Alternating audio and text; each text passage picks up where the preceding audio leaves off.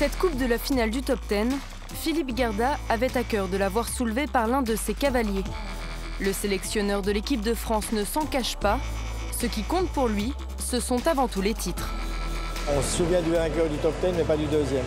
Mais on espère toujours avoir une chance quand même de remporter le top 10, parce que c'est quelque chose, c'est un titre. Pénélope Leprévost, Kevin Stott, Patrice Delaveau. Ce week-end à Genève, ils étaient 3 tricolores à pouvoir l'emporter parmi les 10 meilleurs cavaliers du monde, dans une épreuve que beaucoup considèrent comme l'aboutissement d'une saison. Je dis à Patoche, il faut être content dans ces 10-là. C'est déjà... après, c'est gagné, ou sinon le reste, c'est de l'argent. Allez, bonne route. La seule femme de ce top 10, c'est Pénélope Leprévost, la Française.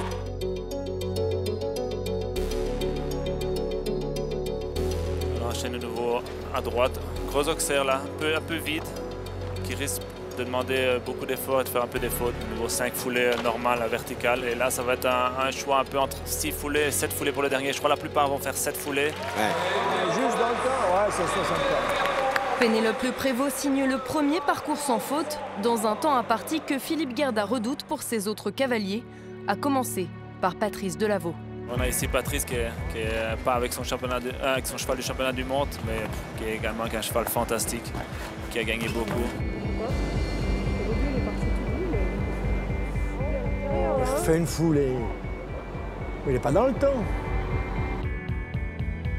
Pour le chrono, hein, il me fait un tout petit peu peur. Eh bien oui. Il n'y est pas. Il n'y est pas. Patrice Delaveau prend malheureusement un point de temps dépassé. Pas vrai, 9 centièmes. Puis viendra le tour de Kevin Stott. Avec Stoyaki de Muse HDC, une jument de 10 ans par Malito de Rêve qui appartient bien sûr à Armand et Emmanuel Perrompette et 4 points. Là tout s'écroule, hein, 2 fautes. On doit rester concentré jusqu'à la fin, essayer de bien terminer.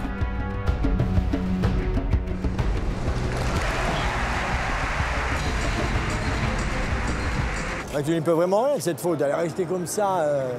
Déjà le 2, le droit. Ouais, elle l'a déjà pas bien sauté.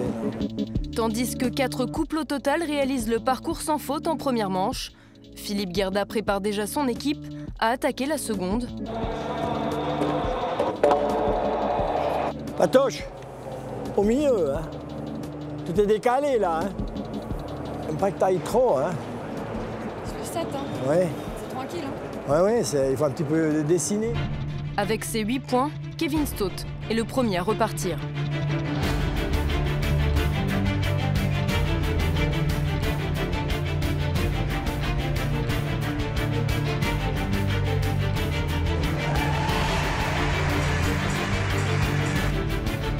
Et alors que les fautes s'enchaînent pour les autres cavaliers, C'est vraiment fort là. Parlez, du coup. Okay.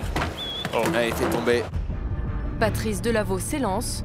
Donc pour lui, le temps va pas avoir d'importance, même s'il dépasse un peu Ah oui, le en chrono. effet. Lui, il faut qu'il reste à 1 point. Oh, Patoche, oh. Dis de pas aller trop vite, je sais pas pourquoi il se dépêche comme ça. Ah ouais. Ouais. Eh oui.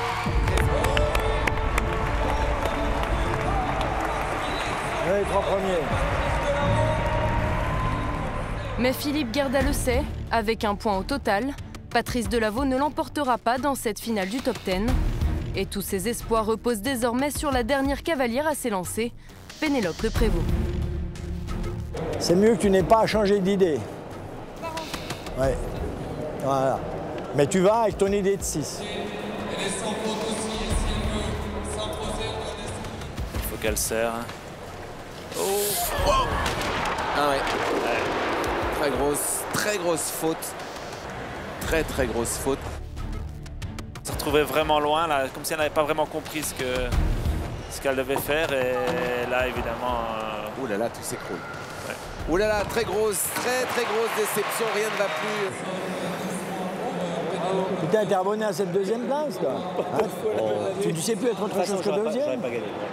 Pénélope a vraiment essayé. Maintenant, elle est déçue parce qu'elle aurait fait une faute, qui était 4e, c'était une déception, mais faire une faute et puis après en accumuler 2 derrière, ça fait qu'elle a passablement reculé et ça c'est un peu décevant de ce côté-là. Au final, et pour la 2e année consécutive, la meilleure performance française reviendra à Patrice Delaveau, juste derrière le seul double sans faute de cette finale du top 10, signé du numéro 1 mondial, Scott Brash.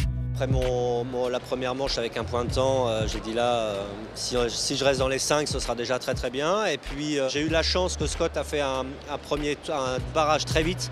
Il obligeait les autres à prendre beaucoup de risques et évidemment, plus ils prennent de risques et plus il y a de risques de faire faute. On retrouve deuxième quand même avec beaucoup de chance. Patrice, si j'allais deuxième, c'est fantastique.